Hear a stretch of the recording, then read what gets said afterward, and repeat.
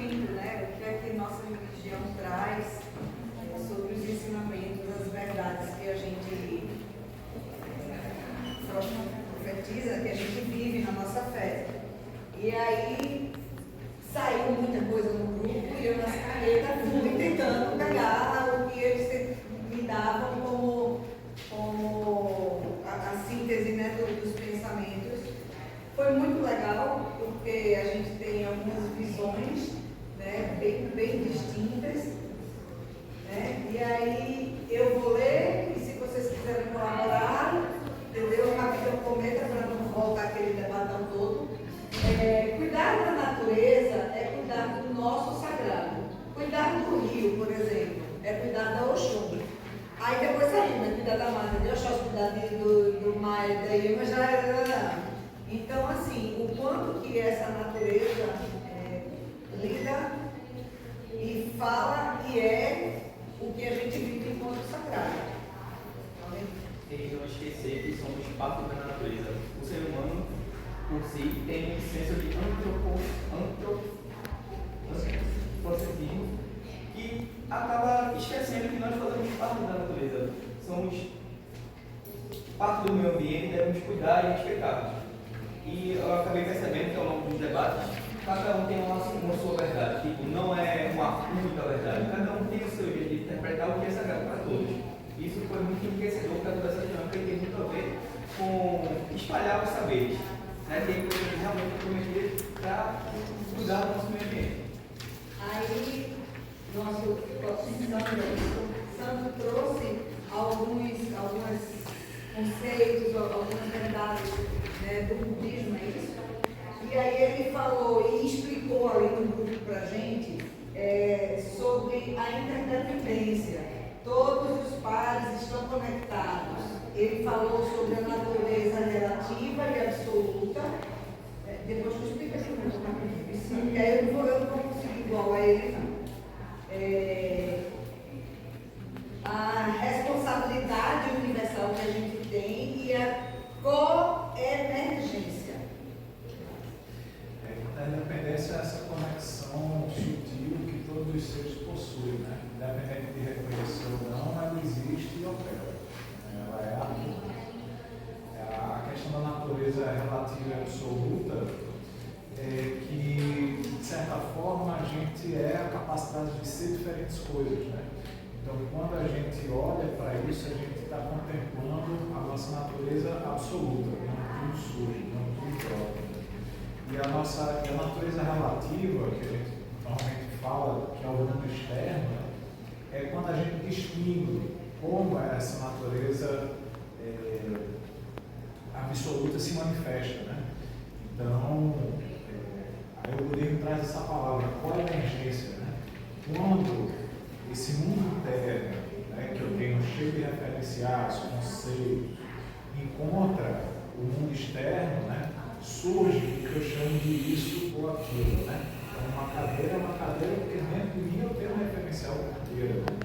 Então, eu encontro no mundo externo aquilo ali, eu aponto de cadeira, né? Então, essa coemergência, quando esse mundo interno encontra o mundo externo, o que eu aponto é aquilo que eu reconheço como sendo a minha natureza, a minha realidade objetiva. Então, o Dalai Lama traz essa questão da responsabilidade universal no sentido de a gente alinhar os nossos votos, nosso compromisso enquanto praticante, né, de trazer benefício aos seres, olhando tudo em volta, reconhecendo a nossa diversidade como riqueza e trabalhando para que isso prospere, né, para o bem de todos os seres, né, não só humanos, né, todos os seres, de todos os planos, de todas as possibilidades de existência. Pai Antônio falou uma frasezinha que eu não consegui escrever. Sem folha não tem orixá. Pronto, aí eu fiz no português. Sem folha, então tá aqui, ó. Sem folha não existe orixá. E aí ele falou também, dentro da reflexão dele, que cuidar de mim é cuidar de você. E cuidar de você é cuidar de mim. Vou falar um pouco mais. A gente cuidar um do outro, né?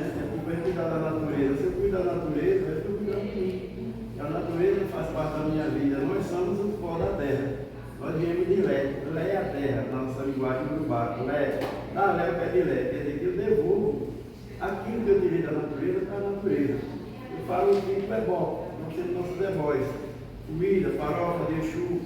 Aí eu vou pegar um prato de louça, deixo na encruzilhada desse tamanho, uma tigela de aço, né? Grande. Aquela tigela ela não vai se decompor.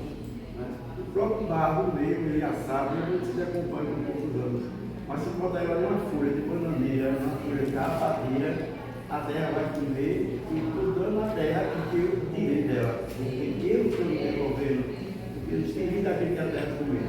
Né? Dá leve que é direto. E aí a gente tem, vindo da reflexão de Aurélio, que está ali filmando a gente, a importância de conservar as ervas, né, da natureza. Que o nosso sagrado, sem esse verde, a gente não funciona. Como é que fica nossos banhos de ervas, como é que fica nossas obrigações se não tiver a natureza? Então ele trouxe na reflexão dele, aí ficou essa frase para trazer aqui para vocês.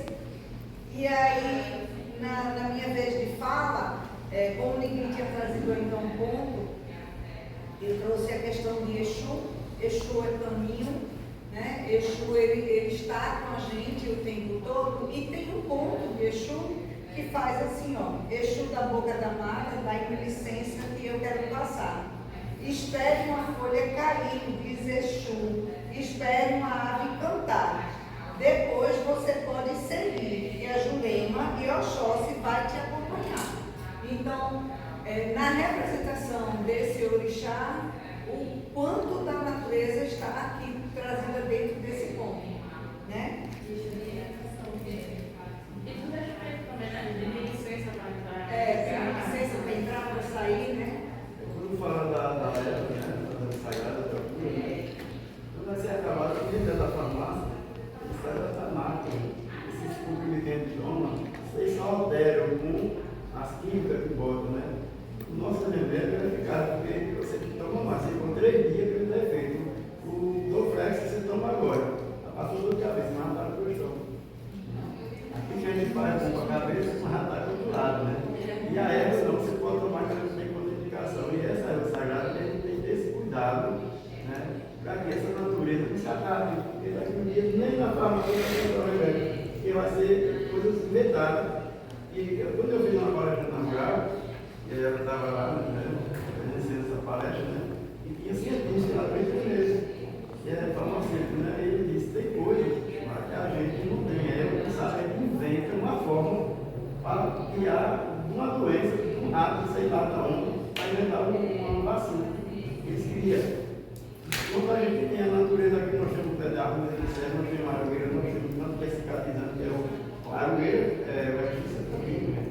É tirado da aroeira, né? A própria aroeira, babatenon, cola-osso, machuque, cola-osso, né? Faz o que você trabalha com ela. Eu vou falar. Uma oficina específica da saúde. Né? E aqui a gente traz também a paciência e a ressignificação no conflito. No conflito da luta entre a verdade e a vaidade, né? Como uma verdade de Preto Velho, um ensinamento de Preto Velho, trazido por Antônia, já que a gente está no mês de maio, né? Olha aí, uma vez, eu só dou vocês viram, essa ideia. eu passo a bola, é um pouco essa ideia que todos, como todos falaram, que a gente vive nessa ilusão, às vezes só da materialidade.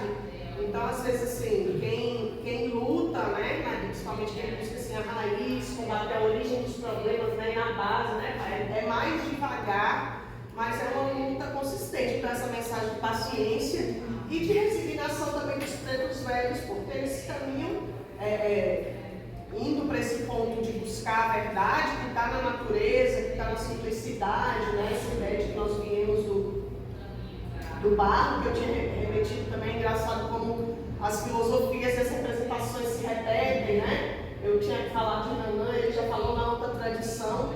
E então, assim, a gente não deixar a vaidade, que é justamente o que sobressai, né? Dentro do materialismo, traz esses conceitos, né? Como se falou lá, o capitalismo, mas isso dentro de nós, né? O que leva a gente a esquecer essa relação de respeito e de se distanciar da natureza, né? No nosso dia a dia. Então, buscar também se libertar desses sentimentos de vaidade e essa verdade dentro da gente, ter a paciência e a resignação para não esmorecer, porque, como eu disse, a luta, né, o tsunami de problemas que vem frente à crise climática é muito grande. Então, trabalhar nesse caminho de solidariedade, né, não de uma resignação passiva, pelo contrário, de uma resignação ativa, como aqui a gente está, que é um movimento de resignação, mas pela educação, né, com ferramentas de motivação para a transformação, para a mudança.